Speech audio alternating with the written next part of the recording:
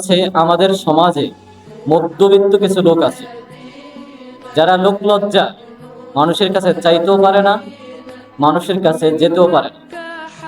2020 সালে যখন করোনা হয়, যখন কাজকর্ম সবকিছু বন্ধ হয়ে যায়, তখন দেখা যায় যে মধ্যবিত্ত লোকেরাই সবচাইতে বেশি অসহায় এবং সবচাইতে বেশি কষ্টে ছিল। যারা গরিব ছিল, যারা ভিক্ষুক ছিল, তারা তো মানুষের কাছ থেকে খুঁজে চেয়ে অথবা মানুষ তাদেরকে ফলো করে তাদেরকে দিয়ে যেত। কিন্তু যারা মধ্যবিত্ত ছিল তাদের খোঁজ কেউ রাখতো না, তারাও লোক লজ্জায় চোখ লজ্জায় কারো কাছে চাইতে পারত না।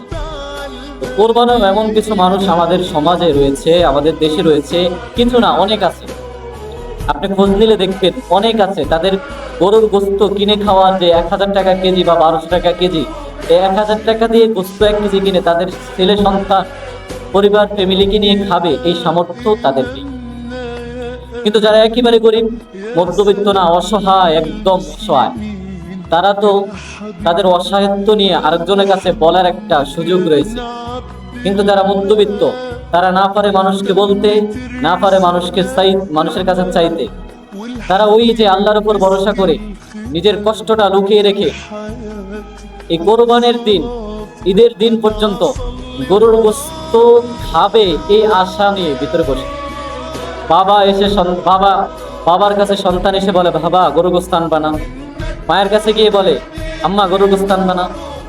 দাদার কাছে গিয়ে বলে। কিন্তু এই বাবা, এই মধ্যবিত্ত মা তার সন্তানকে কি বলে জবাব দেবে একটু কখনো চিন্তা করছি। এজন্য আমাদের সমাজে এমন অনেক লোক, যদি আপনি খোঁজ খবর নেন, কোরবানির সৌন্দর্য তো এটাই, আপনি খোঁজ খবর নিয়েই তো আপনার কোরবানির গোশত বন্টন করবেন। আপনি দেখে শুনেই তো কোরবানির গোশত বন্টন করবেন। এমন মানুষকে তো কোরবানির গোশত বন্টন করা উচিত যার ঘরে গোশত কেনার মতো সামর্থ্য নেই, যার কাছে টাকা নেই, যার গরু গোশত খাওয়ার সামর্থ্য নাই। এটাই তো কোরবানির সৌন্দর্য। এজন্যই তো মূলত আল্লাহ তাআলা আমাদেরকে কোরবান ফরজ করে দিয়েছেন, ওয়াজিব করে দিয়েছেন, সুন্নাত করে দিয়েছেন। এজন্যই তো আমরা কোরবান দিচ্ছি। তা আমরা কোরবান দেওয়ার পরেও যদি মানুষ আমাদের সমাজে দেখা যায়, এক একটা সমাজে 50 থেকে 60টা গরু কোরবানি হয়, এক একটা এলাকাতে এর উপরেও গরু কোরবানি হয়ে থাকে, কিন্তু দেখা যায় তারপরেও আমাদের সমাজে কিছু অসহায় মানুষ গরুর গোশত এক টুকরা ভাগেই পায়। এজন্য আপনার আমার দায়িত্ব হচ্ছে তাদের খোঁজ খবর নিয়ে তাদের যে হক রয়েছে তাদের মুখে হাসি ফোটানোর, সেটা আপনার অবশ্যই কর্তব্য, করণীয়। যদি না আপনি চান আল্লাহ তাআলার কাছে আপনার কোরবানি কবুল হোক, এটা আপনার দায়িত্ব। কেন আল্লাহ তাআলা সূরাতুল হজের 36 নং আয়াতে বলেছেন, তোমরা তা থেকে খাও। অর্থাৎ তোমরা যেই কোরবানি দিচ্ছ, যেই পশু জবাই করেছো, কোরবানি দিয়েছ, তা থেকে তোমরা গোশত রক্ষণ করো, খাও। এবং তোমাদের মধ্যে যারা ধৈর্যশীল, অভাবগ্রস্ত, তাদেরকে খাওয়াও। এবং অনেক অভাবগ্রস্ত রয়েছে যারা লোকলজ্জায় কারো কাছে চাইতে পারে না, তাদেরকেও খাওয়াও। এটা হচ্ছে আল্লাহ তাআলার বাণী। তো আল্লাহ তাআলা আমাদেরকে এটাও কিন্তু বলেছেন, অভাবগ্রস্ত, গরিব, অসহায়, মিসকিন, ফকির, তাদেরকে তো আমরা দিবই, সাথে সাথে কিছু মধ্যবিত্ত লোক রয়েছে যারা আপনার কাছে চাইতে পারে না সবার মতো, তাদেরকে খাওয়ানোটাও আপনার আমার দায়িত্ব। যদি না আপনি আমি চাই আমাদের কোরবানি রব কবুল করুন, এটা আপনার আমার দায়িত্ব। দ্বিতীয় যেই কথাটা গোশতের ঝোল, এটা হচ্ছে একটা পয়েন্ট। গোশতের ঝোল, আপনি যখন গোশত রান্না করেন তখন দেখা যায় আপনার পার্শ্ববর্তী ফ্যামিলি বা পরিবার, অনেক অসহায় মানুষ রয়েছে, আপনার গোশতের ঘ্রাণ শুনে, আপনার গোশতের ঝোলের ঘ্রাণ শুনে অসহায়ের মতো ঘরে বসে কান্না করে অথবা আফসোস করে, আমি যদি একটু গোশত পেতাম, আমি যদি একটু গোশতের ঝোল পেতাম, ঝোল। এজন্য এটাও আপনার দায়িত্ব। আপনি যদিও কোরবানি দেননি, কিন্তু আপনার ঘরে গোশত আছে, আপনি রান্না করছেন, তো আপনার এই রান্না থেকে একটু ঝোল বা একটু গোশতের তরকারি নিয়ে আপনার পার্শ্ববর্তী অসহায় ভাইকে পৌঁছে দেওয়া, এটা আপনার দায়িত্ব। কেননা রাসূলুল্লাহ সাল্লাল্লাহু আলাইহি ওয়াসাল্লাম বলেছেন, হে আমার উম্মতে মুহাম্মাদী, যখন তোমরা কোনো ভালো খাবার রান্না করবে, তো রান্নার খাবারের মধ্যে একটু ঝোল বাড়িয়ে দিবে। একটু ঝোল কি দিবে? একটু পানি বাড়িয়ে একটু ঝোলটা বেশি করবে। এটা কার বাণী? আল্লাহর হাবিব সাল্লাল্লাহু আলাইহি ওয়াসাল্লামের বাণী। তোমরা যখন রান্না করবে ভালো কিছু, মাছ, গোস্ত অথবা কোনো ভালো কিছু, তাহলে একটু বাড়িয়ে রান্না করবে। যদি একটু বাড়িয়ে রান্না করার সামর্থ্য তোমার না থাকে, তাহলে কমপক্ষে ওই রান্না করা তরকারির মধ্যে একটু ঝোল বাড়িয়ে দিবে। এবং তুমি তোমার পার্শ্ববর্তী মানুষদের পরিবারের খোঁজ খবর নেবে। তো একটু ঝোল বাড়িয়ে দেওয়ার কথা কেন বলেছেন রাসূল সাল্লাল্লাহু আলাইহি ওয়াসাল্লাম? যাতে আপনি একটু ঝোল বাড়িয়ে দিয়ে পার্শ্ববর্তী ভাইকেও একটু ঝোল দিতে পারেন। এজন্য আপনারা যদি চান আপনি এই দিনে রবের সবচেয়ে বেশি প্রিয় হবেন, তাহলে আপনি যদিও কোরবানি দেননি, কিন্তু গোশত যদি আপনার ঘরে রান্না হয়ে থাকে, ভালো কোনো খাবার বা তরকারি যদি আপনার বাসায় রান্না হয়ে থাকে, তাহলে এর মধ্য থেকে একটু ঝোল হলেও পার্শ্ববর্তী ভাইকে অবশ্যই দিবেন। ঠিক আছে ইনশাআল্লাহ। 3 নম্বর যে কথাটা আমার উস্তাদ বলেছেন, সেটা হচ্ছে অস্বাভাবিক জীবন। অস্বাভাবিক জীবন আপনারা জেনে থাকবেন, যেহেতু বর্তমানে সবার হাতেই মোবাইল রয়েছে, আমরা সবাই নেট ব্যবহার করে থাকি। আমরা সবাই জানি ফিলিস্তিনের অসংখ্য শিশু দিনের পর দিন না খেয়ে ঘুমিয়ে পড়ে। আপনারা জানি ফিলিস্তিনের অসংখ্য শিশু বাচ্চারা, অসংখ্য যুবক ভাইয়েরা, অসংখ্য বৃদ্ধরা খাবার না খাইতে খাইতে কঙ্কালের মতো হয়ে গিয়েছে। খাবার না খেয়ে দিনের পর দিন কঙ্কালের মতো হয়ে যাচ্ছে। আমার ছোট্ট শিশু ভাইয়েরা, আমার ছোট্ট শিশু বোনেরা যখন আব্বা আম্মার কাছে খাবার চায়, তখন তাদের মুখের কোনো জবাব থাকে না। কি বলবে মা সন্তানকে, কি বলবে বড় ভাই ছোট ভাইকে, কি বলবে আব্বা তার সন্তানকে, কি বলবে দাদা তার নাতিকে, বলার কোনো ভাষা থাকে না। দিনের পর দিন, রাতের পর রাত, মাসের পর মাস এই সন্তানগুলা, এই ছোট্ট শিশুগুলা না খেয়ে ঘুমিয়ে পড়ছে। এজন্য আপনার আমার দায়িত্ব হচ্ছে ছোট্ট বাচ্চাগুলোর কমপক্ষে খোঁজ খবর নেওয়া। আমি আপনি যখন কোরবানির গোশত মুখে দেব, তখন আমার আপনার উচিত এই ছোট্ট শিশুগুলোর জন্য মুখ থেকে একটু দোয়া বের হওয়া। আমি আপনি যখন কোরবানির গোশত মুখে দেব, আমার আপনার উচিত মুখ থেকে অথবা অন্তরে এটা একটু জাগ্রত হওয়া, আমার ছোট্ট ফিলিস্তিন ভাই বোনেরা কিভাবে আছে, তারা তো না খেয়ে আছে। আপনি যদি মুমিন হয়ে থাকেন, কেননা আল্লাহ রাসূল সাল্লাল্লাহু আলাইহি ওয়াসাল্লাম বলেছেন, একজন মুমিন আরেকজন মুমিনের জন্য হচ্ছে দেহর মতো। আমরা সবাই, সকল মুমিন, সকল মুসলিমরা একটা দেহের মতো। আপনার একটা হাতের আঙ্গুলে যখন আপনার একটু কেটে যায় অথবা একটু ব্যথা পান, আপনার পুরো শরীরে যেমন আপনি বুঝতে পারেন যে আমি ব্যথা পেয়েছি, যখন অন্য কোনো মুমিন শিশু, মুমিন বৃদ্ধ, মুমিন বৃদ্ধা, আমার মুমিন বোন, আমার মুমিন ভাইয়েরা যখন ব্যথা পাবে, কষ্ট পাবে, বা তাদেরকে কষ্ট দেওয়া হবে, তাদের উপর জুলুম করা হবে, আমার আপনার অন্তরে কমপক্ষে একটু বেদনা হওয়া উচিত ছিল, কিন্তু সেটাকে হচ্ছে সেটা। এজন্য আমি আপনি যখন কোরবানির গোশত মুখে দেব, কমপক্ষে আমার ফিলিস্তিন ভাইদের জন্য একটু দোয়া করিয়েন, এবং সাথে সাথে পারলে তাদেরকে একটু সহযোগিতা করিয়েন। বাংলাদেশে অনেক সংস্থা রয়েছে যারা ফিলিস্তিন মুসলিমদের জন্য বাংলাদেশ থেকে খাদ্য পাঠায়। আপনি যদি পারেন তাদের সাথে সহযোগিতা করে 10 টাকা দিয়ে, আপনার 10 টাকা লাখ টাকার উপকার হবে। আপনি 10 টাকা দিয়ে লাখ টাকার সওয়াব পাবেন, আপনার 10 টাকা দিয়ে লাখ টাকা উপকৃত হবে ফিলিস্তিন ভাই বোনেরা। তারা জানেই না তাদের এই অস্বাভাবিক জীবনটা কবে স্বাভাবিক হবে। তারা জানে না রাত্রে ঘুমালে সকালে তারা জাগ্রত হতে পারবে কিনা। নিশ্চিত মৃত্যু মনে করেই তারা ঘুমানোর না আছে ঘর, না আছে বাড়ি, না আছে কোনো বাসস্থান, বন জঙ্গল পাহাড় পর্বতের মধ্যেই তাদের দিন কাটছে, খেয়ে না খেয়ে। এমনও দেখা গেছে ফিলিস্তিন ছোট ছোট বাচ্চারা পাতা কামড়িয়ে খাচ্ছে। ছোট ছোট ফিলিস্তিন ছোট্ট শিশু ভাই বোনেরা দেখা যাচ্ছে বালু খাচ্ছে, বালু। অথচ আমি আপনি কত সুন্দর জীবন যাপন করতেছি। এজন্য এই কোরবানির দিনগুলোতেও আপনার আমার করণীয় হচ্ছে এই ভাইদের জন্য একটু ভাবা, তাদেরকেও একটু মনে রাখা।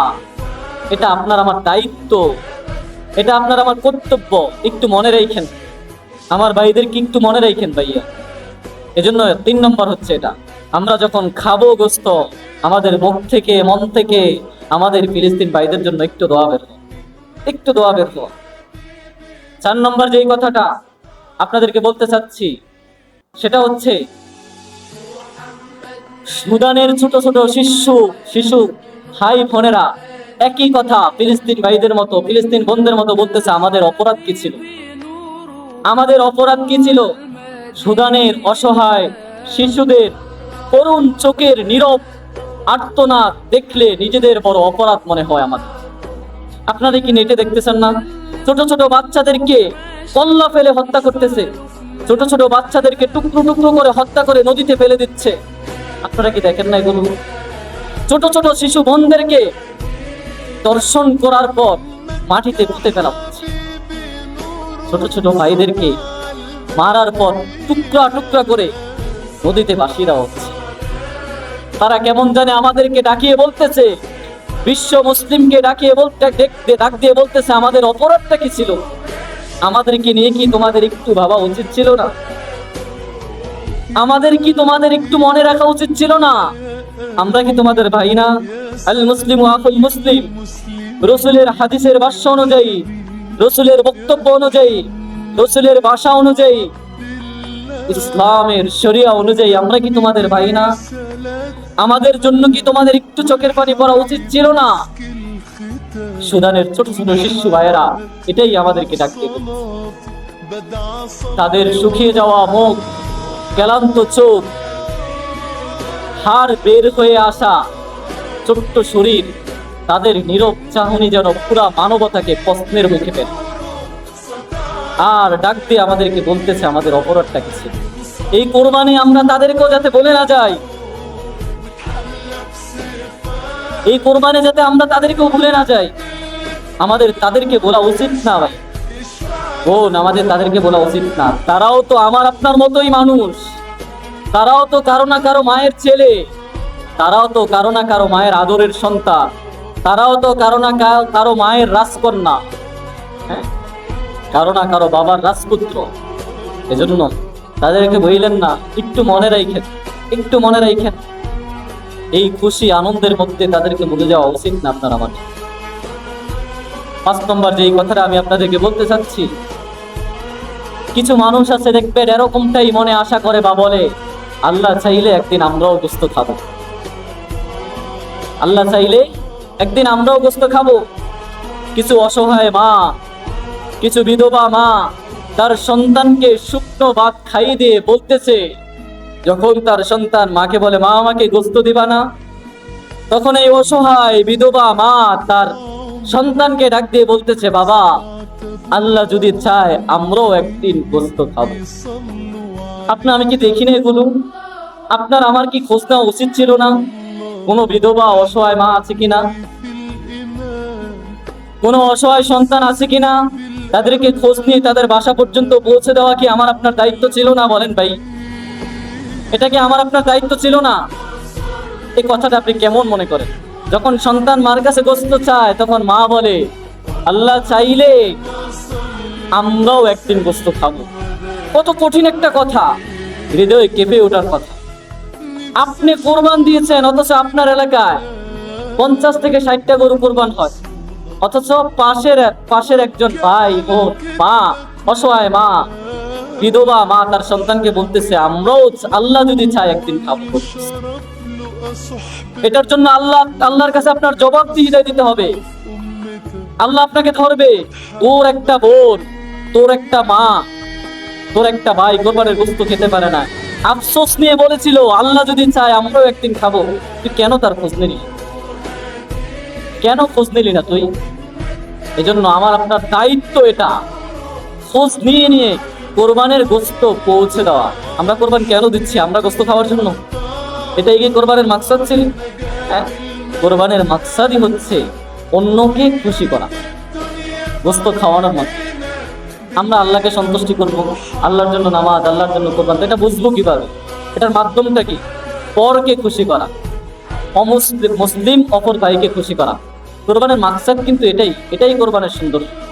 এজন্য অনেক অসহায় মা আছে, অনেক অসহায় বাবা আছে, আমার আপনার উচিত তাদের খোঁজ খবর নেওয়া, তাদের বাড়িতে গিয়ে কোরবানের গোশত পৌঁছে দেওয়া। এটা আমার আপনার দায়িত্ব।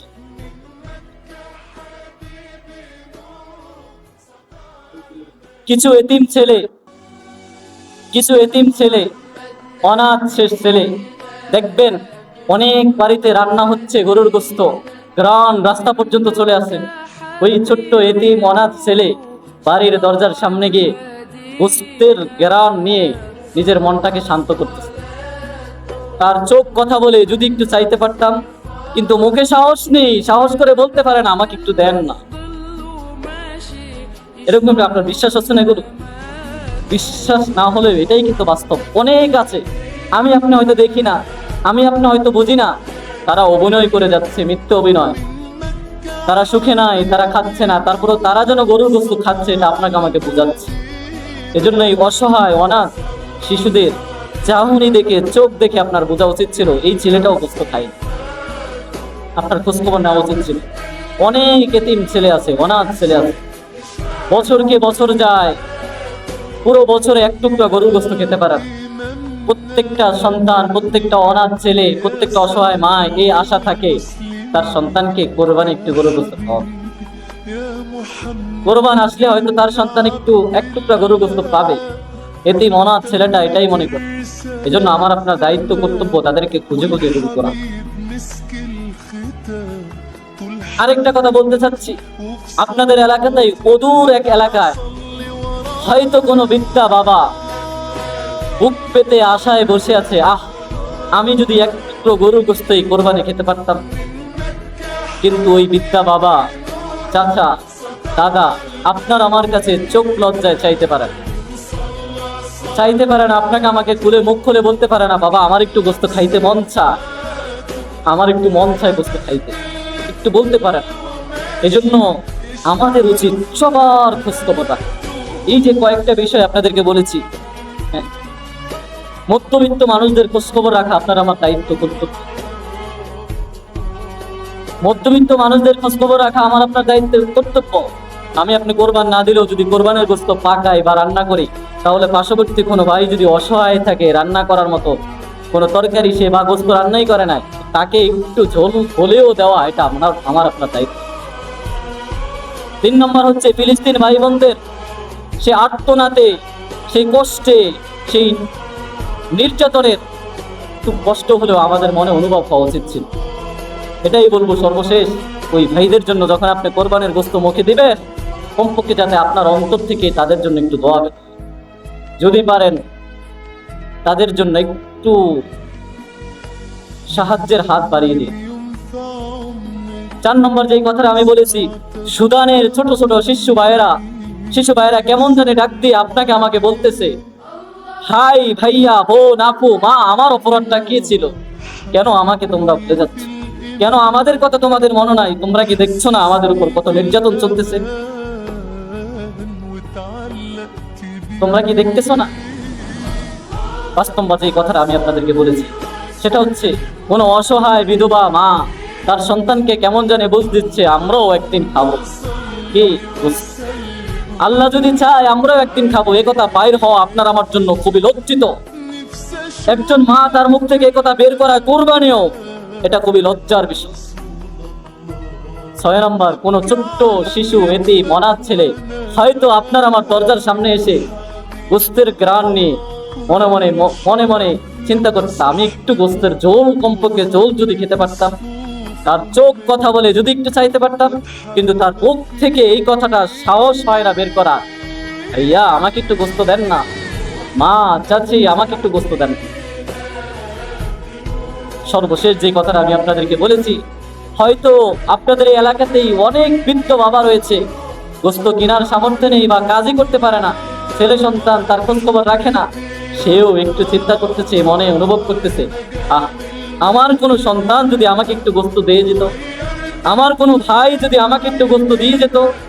সে তার মুখ থেকে বের করতে পারে না, বলতে পারে না, সন্তান তুই তো আমার ছেলের মতো, আমাকে একটু গোশত দে না, তুই তো আমার ভাইয়ের মতো, আমাকে একটু গোশত দিয়ে যা না, বলতে পারে। কোরবানের সৌন্দর্যই হলো আপনার ভাগের অংশ থেকে অপর ভাই কোরবানির গোশত খেয়ে আনন্দ অনুভব করবে, এটাই কোরবানের সৌন্দর্য।